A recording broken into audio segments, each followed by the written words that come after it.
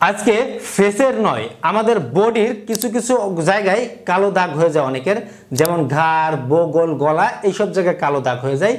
একটি natural pack তৈরি করে ব্যবহার করতে বলবো, যাতে আপনার এই দাগগুলো দূর হয়ে যায়। তবে হ্যাঁ, একটু কথা না বললে তো নয়, অনেকেরই ঘাড়, বগল, গলা এইসব জায়গা কালো হওয়ার পিছে কিছু রোগও দায়ী থাকে, কিছু জেনেটিক ব্যাপারও থাকে, বিশেষ করে একটু হরমোনের ব্যাপার থাকে।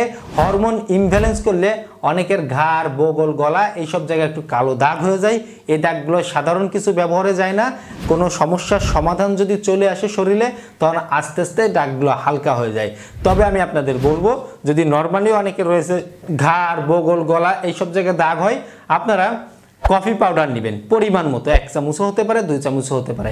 এই কফি পাউডারের মধ্যে সেমভাবে আপনারা মধু মিশাবেন, হতে পারে 1 চামচ পরিমাণে বা 2 চামচ পরিমাণে।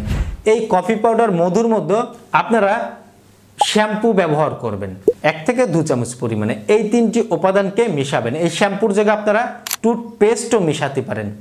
মিশিয়ে আপনারা সেই জায়গা প্রলেপের মতন বা সম্পূর্ণ জায়গায় লাগাবেন।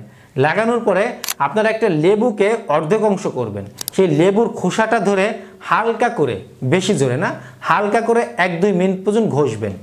ঘষার পরে আপনারা ধুয়ে ফেলবেন। দেখবেন কয়েকদিন ব্যবহার করলে আস্তে আস্তে দাগগুলো নর্মাল হতে শুরু করেছে বা কমতে শুরু করেছে। ধন্যবাদ সবাইকে।